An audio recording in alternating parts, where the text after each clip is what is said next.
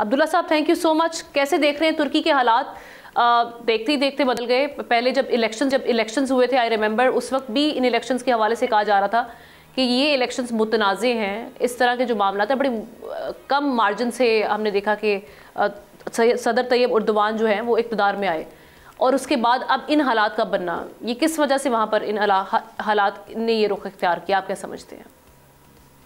बिस्मिल्लाहिर्रहमानिर्रहीम, बहुत शुक्रिया। देखें, जहाँ तक प्रेसिडेंट उर्दगान की बात है, उन्होंने बहुत अच्छे काम भी किए। वो एक बिल्कुल ही मुतवस्सत घराने से ताल्लुक़ है, और उसके बाद जो है वो उन्होंने अपना मेयरशिप के तौर पर ही अपना लोहा मनवाया, और ताकत कॉरिडोर्स के अंदर चलते चलते तकरीबन अब उनको 25 साल से ज़्यादा अरसा गुजर गया, जिसके अंदर वो एक मजबूत ताकत की पोजीशन के अंदर वो रहे।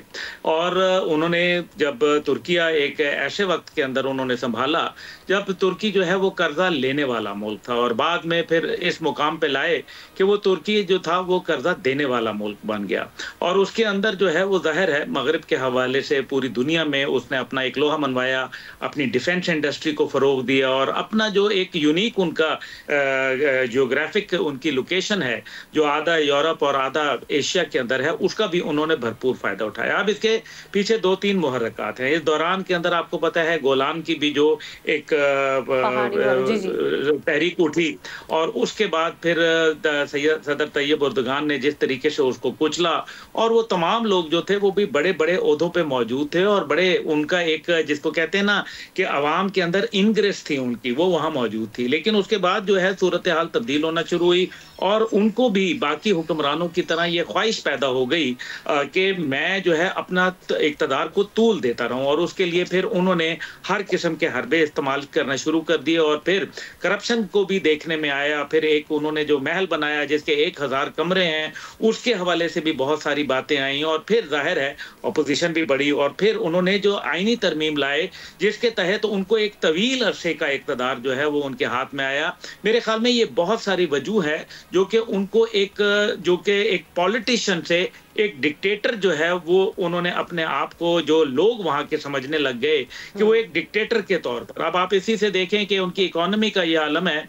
कि उनकी इकोनॉमी बेहतरीन अंदाज में है, और इस टाइम पे जो खास तौर पे उनकी जो इस टाइम पे टूरिज्म इंडस्ट्री है वो दुनिया में मेरे ख्याल में एक मिसाली हैसियत रखती है। लेकिन इससे हट के हकीकत यह है कि इस टाइम पे जो मेयर इस्तांबुल को, जो ओगलू साहब को उन्होंने गिरफ्तार किया, और उनके ऊपर जो अपने ऑपोजिशन, जैसे आपने खुद ही बयान में फरमाया कि वो उनके सबसे बड़े हरीफ समझे जाते हैं, और उनको खिलाफ जब उन्होंने क्रैकडाउन करना शुरू किया तो लोग जो थे वो सड़कों के ऊपर बाहर आ गए। और मुझे ये थमता हुआ नजर नहीं आ रहा, क्योंकि एक माजी के अंदर भी जो इसका बैकलॉग है, और जिस तरीके से गोलान की तहरीक शुरू हुई, और वो लोग भी अनासिर जो हैं वो मौजूद तो है ना। तुर्किया के अंदर 2 मुख्तलिफ लोग हैं, एक वो लोग जो इंतहाई मगरबियत के सोच रखते हैं, और एक जो है वो बहुत ही इम्तिजाज है मगरिब और मशरिक का। चले, आने वाले दिनों में आप समझते हैं कि जो सदर तैयब उर्दवान है उनका जो इक़्तिदार है वो सस्टेन कर पाएगा और वो हालात काबू में कर लेंगे? एक हम ये भी देखते हैं कि एक परसेप्शन ये भी पाया जाता है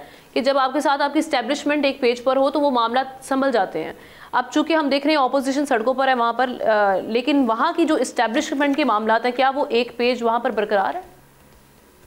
देखिए, ये बड़ा अहम सवाल है, और इसको मेरे ख्याल में अर्ली टू प्रेडिक्ट करने वाली बात है। लेकिन ये नज़र ये आ रहा है कि एक और गेम भी चल रही है, और वो है इंटरनेशनल गेम।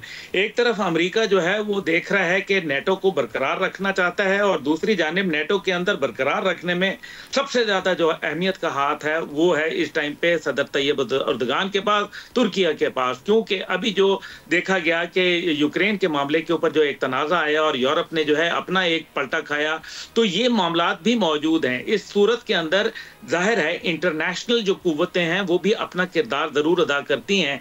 और याद रखिए कि एस्टैब्लिशमेंट कौन सी थी, ये वही एस्टैब्लिशमेंट थी जिसने प्रेसिडेंट अब्दुल्ला गुल, जो कि मेरे हमनाम हैं, वो जब तुर्किया के, और वो इन्हीं तैयब उर्दगान के साथ थे।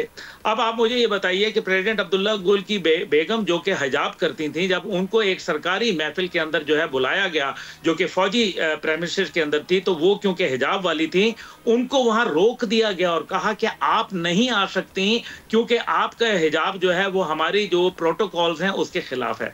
अब आप ये देखें, ये एस्टैब्लिशमेंट जो है वो क्या ओवरनाइट जो है वो चेंज हो जाएगी? तो ये भी एक जो दरमियान में फैक्टर फैक्टर है, आप इसको ये अगर सामने रखें तो आपको ये नजर आएगा कि इस टाइम पे एस्टैब्लिशमेंट कौन होती है। एस्टैब्लिशमेंट हमेशा विल ऑफ द पीपल के साथ जाती है, और अगर इस टाइम पे अवाम सड़कों के ऊपर है तो एस्टैब्लिशमेंट उनके खिलाफ बाहर नहीं निकलेगी। ये उनके माजी के जो एक्सपीरियंसेस हैं उसको सामने रखते हुए कोई भी एस्टैब्लिशमेंट। दूसरी जानिब जो है वो मशरिक वस्ता की जो सूरत हाल है वो आपके सामने है, और फिर उनके अंदर जो दहशतगर्दी के मामलात हैं वो भी आपके सामने है। अभी MIT जो उनकी इंटेलिजेंस, लेकिन हालात मुश्किल हैं उर्दुगान साहब के लिए।